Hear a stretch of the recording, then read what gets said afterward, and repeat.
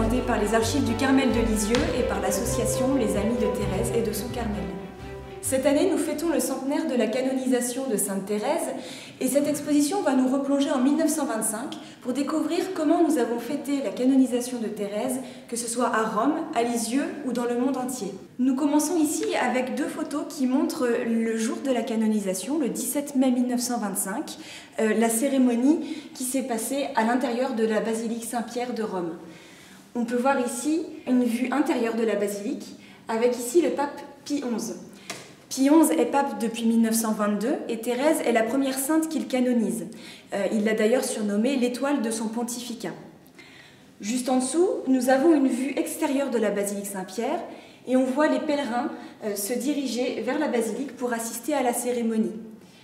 On peut voir accrochée au balcon de la basilique une grande bannière qui avait déjà été utilisée 2 ans plus tôt à l'occasion de la béatification. Et cette grande bannière, elle a été reproduite à l'aquarelle par une religieuse carmélite de Lisieux, Sœur Marie du Saint-Esprit. Et vous pouvez voir donc cette aquarelle ici. Donc elle représente une apothéose de Thérèse avec la Vierge Marie et l'enfant Jésus. Et Thérèse est en train de jeter sa pluie de roses sur la terre. Juste en dessous, on voit la basilique Saint-Pierre au Vatican, ainsi que les armoiries du pape Pie XI. À Lisieux, les festivités se sont déroulées en plusieurs temps. Tout d'abord le 17 mai 1925, en communion avec Rome, puis une neuvaine de messe au mois de juillet 1925 et enfin au mois de septembre. Ici, vous pouvez voir une photographie de l'intérieur du Carmel avec les cloîtres décorés de guirlandes électriques. Ces guirlandes électriques faisaient écho aux illuminations qui ont eu lieu ce soir-là, également à la basilique Saint-Pierre de Rome. La basilique Saint-Pierre de Rome avait été illuminée pour la première fois depuis 1870, ce qui souligne l'importance que représentait la canonisation de Thérèse pour l'Église catholique. On peut voir que le Carmel donc était illuminé, que ce soit en clôture mais aussi la façade de la chapelle. Et ici, on peut remarquer qu'une étoile lumineuse avait été placée au niveau de la fenêtre de la dernière cellule de Thérèse. Juste en dessous, nous pouvons voir le départ de la procession avec ici la chasse du Brésil. On se situe ici, juste devant le Carmel. On aperçoit un tout petit bout de la façade ici. Et ce bâtiment existe toujours puisqu'il s'agit de l'actuelle boutique. Alors la physionomie évidemment a changé puisqu'il y a eu des bombardements en juin 1944 pendant la Seconde Guerre mondiale et toutes les maisons qui sont ici ont été détruites. Mais nous sommes ici donc bien dans la rue du Carmel et on peut remarquer que toutes les maisons avaient été décorées avec des guirlandes de roses. Tous les habitants de Lisieux s'étaient mobilisés pour chacun décorer sa maison. Et puis on peut voir également qu'il y avait des arcs de triomphe et ça vraiment partout dans la ville de Lisieux.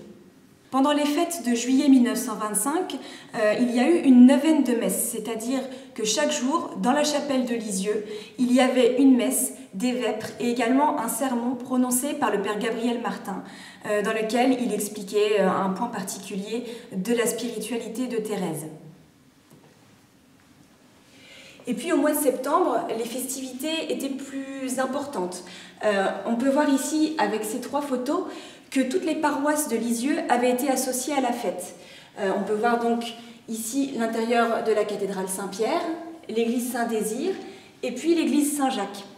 Et ces fêtes, eh bien, elles ont également été marquées par la présence du cardinal Vico, qui était le légat du pape. Donc le pape était représenté à l'occasion de ces fêtes de septembre. Et sur ces photos, eh bien, vous avez un aperçu de ce à quoi ressemblait la ville de Lisieux en 1925. Donc décorée, comme vous pouvez le voir ici, avec des guirlandes de roses, des banderoles, gloire à la petite fleur, des portraits de Thérèse qui se trouvaient un petit peu partout dans Lisieux. Et en dessous, nous avons ici la procession qui se déroule ici aux abords de l'église Saint-Jacques, avec donc une foule conséquente et puis également de nombreux ecclésiastiques venus du monde entier. Juste à côté, donc, vous pouvez voir ici un tableau qui a été peint par Sœur Marie du Saint-Esprit et qui représente la basilique Saint-Pierre le jour de la canonisation, donc le 17 mai 1925. Et ce tableau représente plus précisément l'entrée de la bannière de Thérèse dans la basilique. Selon les témoins, lorsque la bannière est entrée dans la basilique, toute la foule qui était présente l'a acclamée. Alors cette bannière, eh bien, elle représente l'apothéose de la canonisation, Elle a été peinte par un peintre italien d'après le tableau de Céline Martin que vous voyez ici, qui est l'apothéose de la canonisation. Elle avait cette bannière d'un côté l'apothéose de la canonisation et de l'autre côté la brûlure d'amour de Thérèse, qui est une extase qu'elle avait eue peu de temps après son acte d'offrande à l'amour miséricordieux. La bannière a poursuivi sa route dans la basilique Saint-Pierre et puis s'est arrêtée devant la statue de Sainte Thérèse d'Avila. Sainte Thérèse d'Avila, c'est la réformatrice de l'ordre du Carmel, mais aussi la sainte patronne de Thérèse. Et donc le fait que la bannière s'arrête devant la statue, c'est un peu symboliquement la petite Thérèse qui salue la grande Thérèse. Ici, de part et d'autre, on aperçoit deux bannières. Ces deux bannières représentent les deux miracles retenus pour la canonisation, dont on parlera un petit peu plus tard dans cette exposition. Alors pour peindre ce tableau, Sœur Marie du Saint-Esprit a demandé au Vatican à ce qu'on lui envoie une photo de l'intérieur de la basilique, puisqu'elle n'était jamais allée à Rome et donc encore moins dans la basilique. Donc elle s'est basée sur la photo qu'on lui a envoyée pour pouvoir peindre ce tableau. Juste ici, vous pouvez voir deux ornements qui ont été réalisés par une bénédictine anglaise qui a beaucoup œuvré pour la cause de Thérèse, qui avait notamment envoyé des suppliques au pape pour demander sa béatification et sa canonisation. Elle représente ici, sur ce voile huméral, l'apothéose de la béatification de Thérèse. Alors le voile huméral, c'est le voile que le prêtre met sur ses épaules pour tenir le Saint-Sacrement. Et sur la chape que vous voyez ici, elle a représenté l'apothéose de Thérèse avec la Vierge Marie et l'Enfant Jésus qu'on a vu tout à l'heure sur la grande bannière qui était accrochée au balcon de la basilique Saint-Pierre le 17 mai 1925. Vous pouvez voir ici une lettre écrite de la main de Mère Agnès de Jésus, Pauline Martin, la sœur de Thérèse, dans laquelle elle remercie la religieuse bénédictine pour la confection de ces ornements et elle lui explique qu'ils ont été portés le 24 septembre 1925 à l'occasion de l'office pontifical. Derrière vous, vous pouvez voir ici un tableau qui a des dimensions assez originales.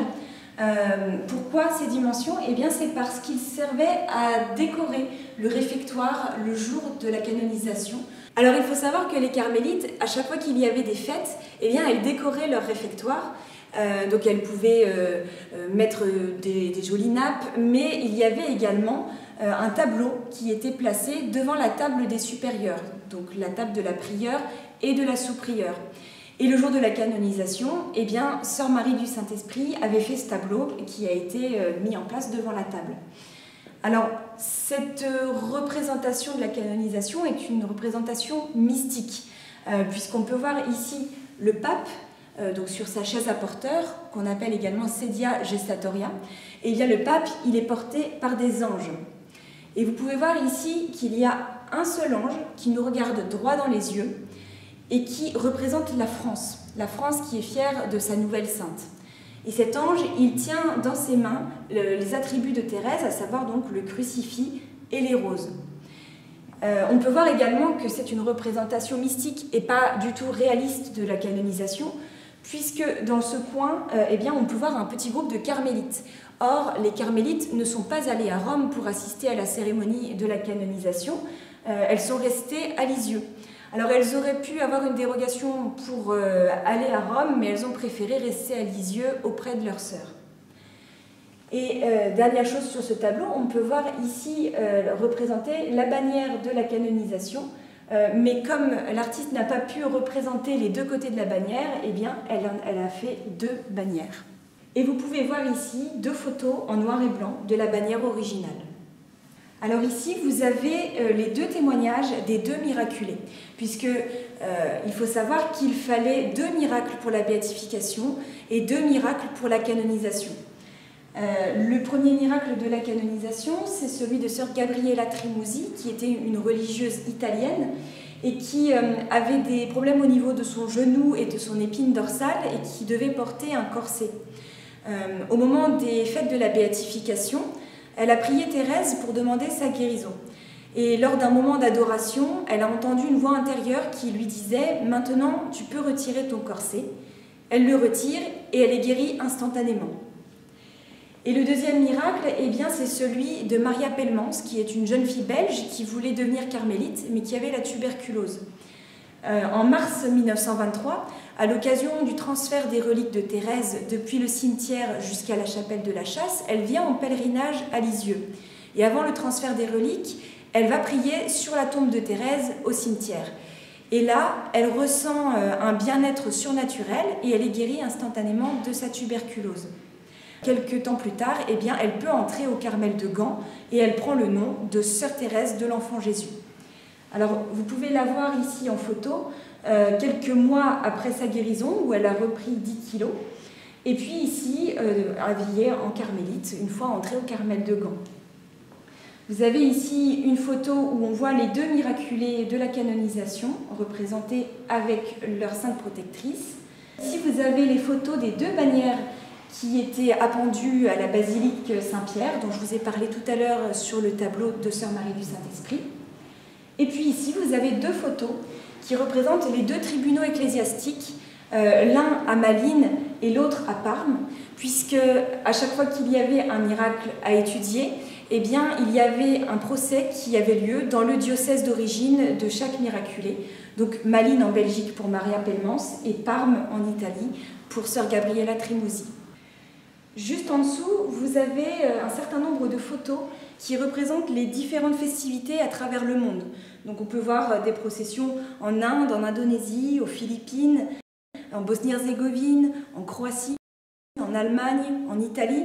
Et donc à chaque fois, eh bien, on avait une inauguration de statues, une inauguration d'églises, d'hôtels, voilà, différentes manières de fêter la nouvelle sainte à travers le monde. Et vous pouvez voir ici eh bien, deux témoignages qui ont été envoyés par le Carmel de Metz et le Carmel de Rodez. Donc, ce sont deux témoignages parmi tant d'autres, puisque tous les Carmels et de nombreux monastères ou des curés de paroisse envoyaient au Carmel de Lisieux un compte-rendu des festivités qui s'étaient déroulées chez eux. Donc à chaque fois, c'était des récits qui expliquaient que la chapelle était comble, qu'il y avait une neuvaine de messe, que la chapelle était décorée de guirlandes de roses et que la fête était belle. Alors nous avons ici la pièce maîtresse de cette exposition, c'est-à-dire la bulle de canonisation, donc le texte officiel par lequel Sainte Thérèse est devenue sainte. Donc on appelle bulle à la fois le texte, mais aussi le sceau de plomb que vous pouvez voir ici. Donc il représente d'un côté Saint-Pierre et Saint-Paul, et de l'autre côté, vous avez le nom du pape, en l'occurrence Pie XI. Alors c'est un magnifique document enluminé. On peut voir ici les armoiries du pape et celles de l'ordre du Carmel. Et puis il est signé à la fin par le pape et par tous les cardinaux. Alors ce document, il a bien failli ne pas parvenir jusqu'à nous, puisque pendant les bombardements de juin 1944, il a souffert de la chaleur des incendies, puis de l'eau qui ont servi à les éteindre. Et c'est pour ça que ce document est assez abîmé, mais il a réussi quand même à parvenir jusqu'à nous dans un état de conservation très satisfaisant. Alors avant de proclamer la sainteté de Thérèse, eh bien, il y a des procès qui se sont tenus pour étudier la sainteté de Thérèse. Et à cette occasion, eh bien, plusieurs témoins ont été interrogés par un tribunal ecclésiastique. Et parmi ces témoins, eh bien, les trois sœurs de Thérèse. Et vous pouvez voir ici quelques pages des brouillons de leur déposition. Alors vous avez ici donc la déposition de Mère Agnès, Pauline. Ici la déposition de Sœur Marie du Sacré-Cœur, Marie. Et ici, la déposition de Sœur Geneviève de la Sainte Face, Céline. Vous pouvez voir en dessous leur citation à comparaître, puisque, comme dans tout procès, eh bien, les témoins étaient convoqués pour venir témoigner. Et ici, vous avez la formule de serment, puisque tous les témoins ont dû prêter serment de dire la vérité. Et juste ici, eh bien, vous avez tout le matériel d'écriture qui a été utilisé par les prêtres du tribunal ecclésiastique pour prendre en note les dépositions. Et de même, vous avez ici eh bien, la table qui a été utilisée par le tribunal ecclésiastique lors des procès de Sainte Thérèse. Alors les procès pour la communauté, eh bien, ils se sont tenus de part et d'autre de la clôture. Le tribunal ecclésiastique se trouvait dans la sacristie et les carmélites de la communauté témoignaient depuis l'oratoire du Carmel. Alors vous pouvez voir ici des objets qui ont été portés par le pape Pie XI le 17 mai 1925 pendant la cérémonie de canonisation. Le pape Pie XI, dont vous pouvez voir le portrait ici, portrait qu'il a offert aux carmélites en souvenir de la canonisation. Et donc les objets qui sont ici, donc la calotte, les mules, les gants et la ceinture, eh bien, il les a offerts également aux carmélites en souvenir de la canonisation. Vous pouvez voir ici le buste réalisé à l'occasion de la canonisation par le père Marie Bernard, qui était donc le sculpteur officiel de Sainte Thérèse, qui a notamment réalisé la statue de Thérèse aux Roses, qu'on retrouve dans presque toutes les églises de France et du monde. Vous pouvez voir juste en dessous les médailles commémoratives des canonisations de l'année 1925. Alors, je disais tout à l'heure que Thérèse avait été la première sainte canonisée par Pie XI, mais il y a eu dans la foulée 5 autres saints qui ont été canonisés. Et parmi les plus connus, eh bien, on peut citer le curé d'Ars ou encore Saint Jean Eudes. Et ces 6 saints, eh bien, ils sont représentés au revers de cette médaille. Et à l'avers, nous avons une représentation du pape Pie XI. Vous avez ici la médaille commémorative de l'année sainte 1925. Vous pouvez voir ici le programme du pèlerinage diocésain à Rome, puisque à l'occasion de la canonisation, le diocèse de Bayeux et Lisieux avait organisé un pèlerinage du 13 au 26 mai 1925 pour permettre aux fidèles d'assister à la cérémonie à Rome. Alors vous pouvez remarquer que les pèlerins sur cette photo portent une médaille, et cette médaille vous pouvez la retrouver ici. Donc elle est aux couleurs du Vatican, et d'un côté eh bien, vous avez le pape Pie XI et de l'autre Sainte Thérèse, et c'était la médaille donc, que portaient tous les pèlerins qui se sont rendus à ce pèlerinage diocésain à Rome.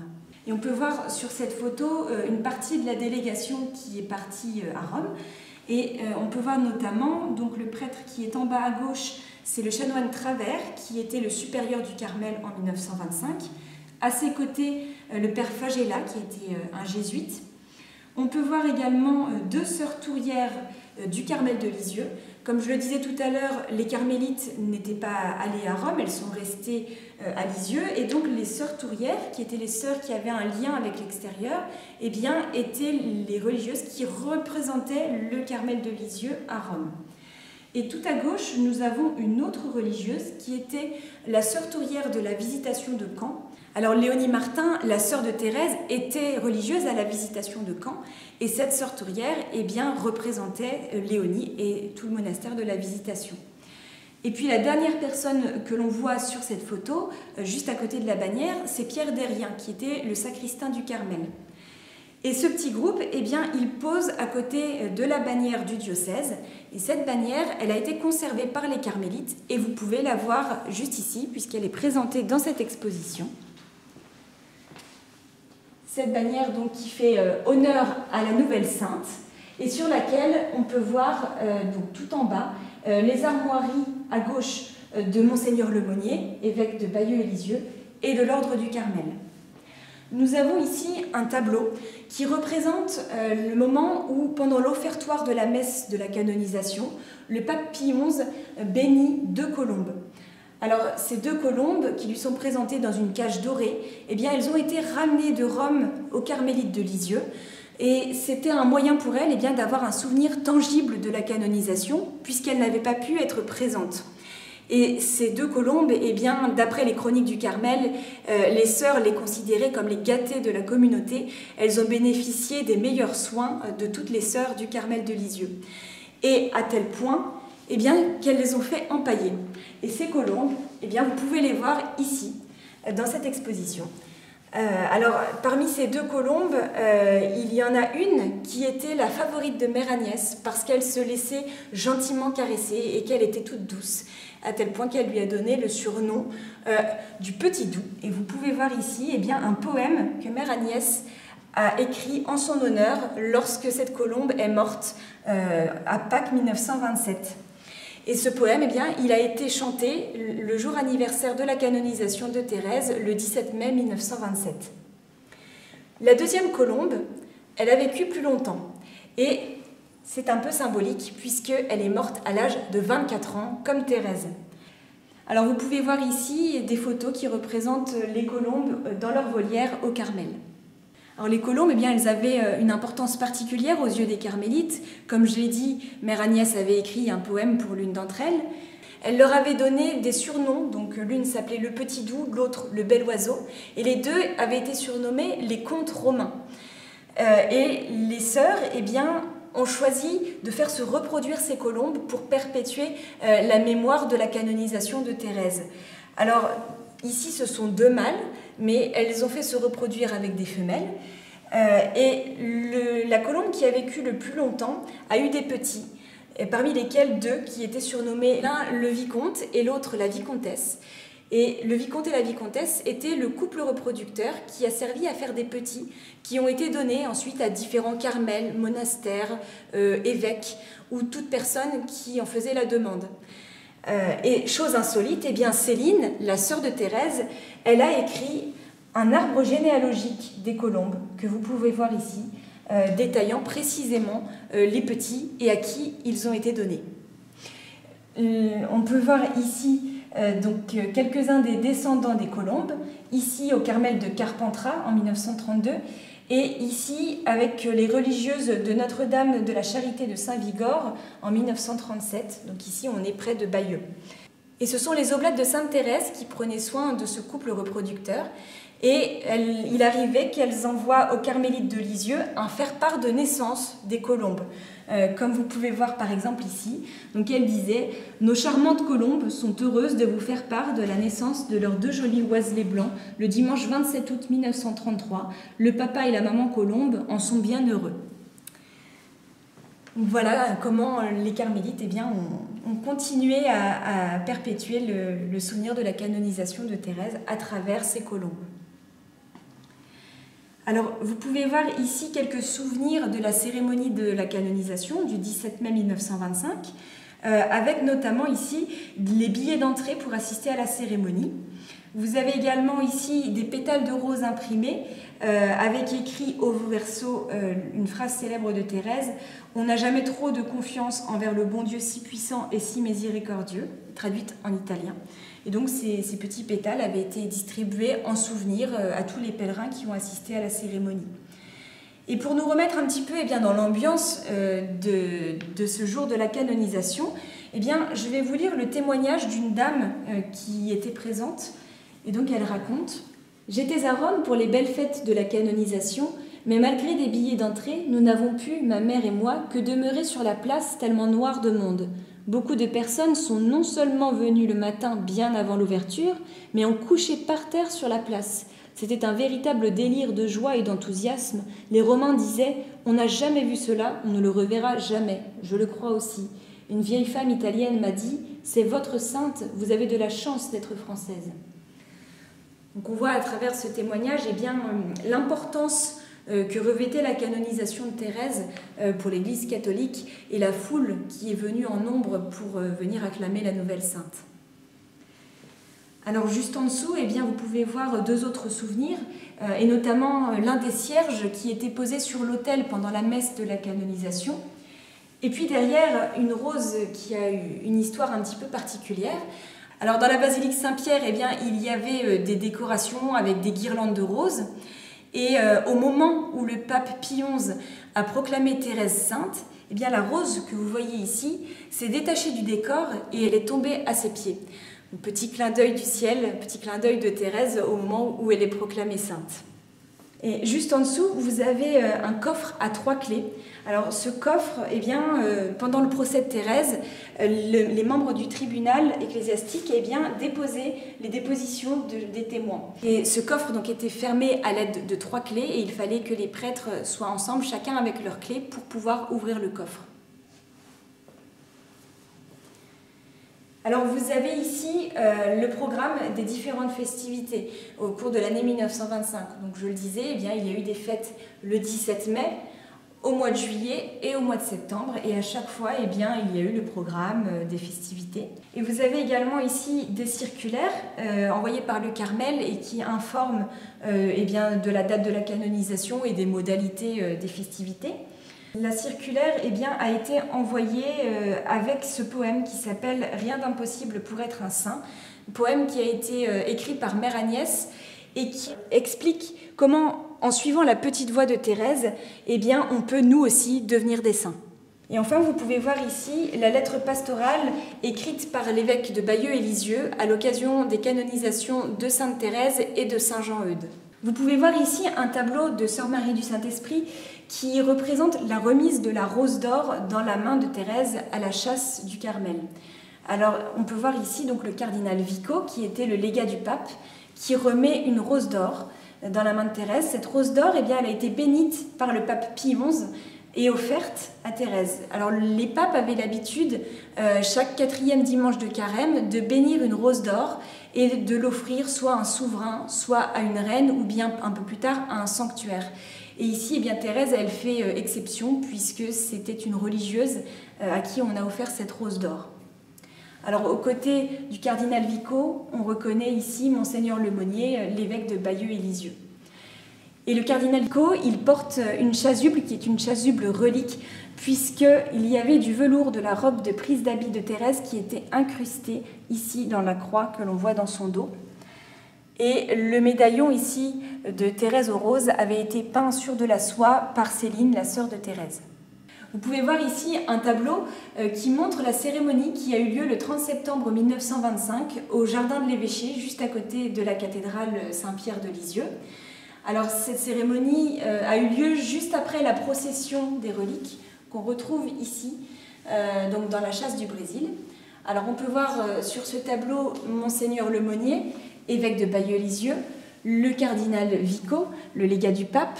On a également ici l'archevêque de Philadelphie, Monseigneur Dougherty. Ici, le cardinal Charost, archevêque de Rennes, et Monseigneur Terzian, patriarche d'Arménie. Il y a un très grand reposoir qui avait été mis en place dans ce jardin. Et le point d'orgue de la cérémonie, ça a été donc à la fin, eh bien, le survol du jardin et de la ville par un avion qui a lâché une pluie de roses sur tous les pèlerins qui étaient ici. Et les témoignages racontent qu'à la fin de la cérémonie, la foule s'est précipitée sur le reposoir et sur les décors pour arracher les roses afin de conserver un souvenir de cette journée et de cette année qui a été symbolique et marquante pour Lisieux, mais aussi pour toute l'Église catholique. Et pour la première fois, Thérèse est appelée sainte, Sancta Teresia a Jesu Infante. On a lu le décret de canonisation en même temps qu'à Rome. On a fait sonner les cloches en même temps. Et puis ici, on peut voir la procession dans les rues de Lisieux. Les témoignages racontent que quand la bannière est entrée dans la basilique, il y a eu une acclamation générale de la foule qui était présente dans la basilique. Alors on peut voir ici qu'il y a des percarmes. Voilà les 2 miracles qui ont été retenus pour la canonisation.